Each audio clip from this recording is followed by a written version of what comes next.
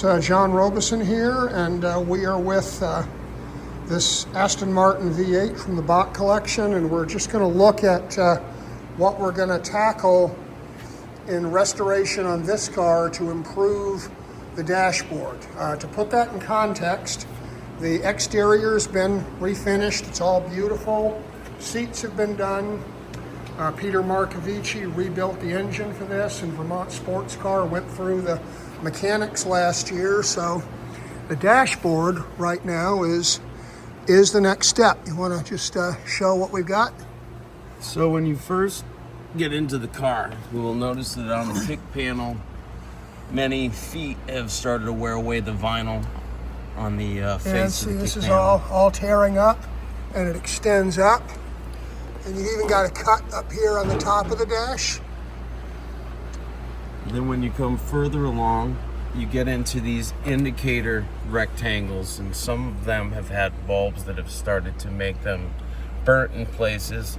And these are used in various other cars of the era, so we should be able to come up with new old stock replacements that look a little bit better than some of those.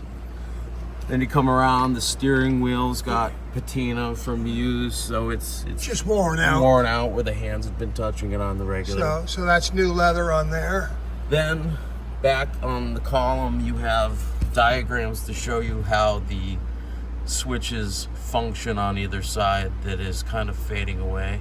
And we're going to try to replicate that to make that more crisp. And the escutcheons around the headlight, the indicating, losing lettering. You're losing lettering. You've got some over here for the panel lights that's missing a little bit. Then you get to the clock. The clock is not actually the correct clock for this car. We've got a Smith's transistor clock currently on order. All the other instruments say Smith's. They're all clearly marked. This is an unmarked generic replacement for a clock that broke. We're looking at the fact that the blower motor doesn't work, and I started playing with these vents, and they're kind of broken, coming out of sequences with each other. So we're going to try to come up with replacements that we might 3D print. Yeah, this is a perfect candidate for 3D printing for a little plastic part like that. On factory cards written for builds on Bring a Trailer, it was noted that US spec cars were not furnished with the radio from the factory, so this is probably a dealer install. This is a period Blaupunkt radio, and we could leave this alone, or we could replace it with a Becker, because Becker has current day support for their 70s vintage radios, and we can get one of them with Bluetooth connectivity now that is year correct for this car. Then you get further down into the center console, and you got marks from there. People hitting it. The die's coming off. It's all dried out. And it's interestingly, cracking around the switches. This is leather, right? This the center console's leather, even though the dash top is all vinyl. Is all vinyl. And then the face of the passenger side of the dash has got nicks and marks all in it.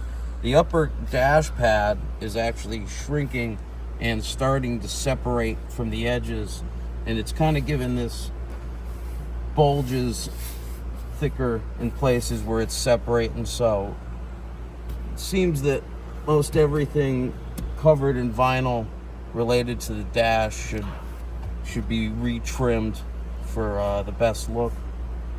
We see that a lot in these English cars, and also the Italian cars where leather dashes shrink, but it's worth noting that vinyl shrinks too, maybe not to the same degree, but enough that in this car we're going to do all the vinyl and the leather on the dashboard over again, along with what Little John's just shown us. That's it. So that's the job for this car, and we'll follow it as it unfolds.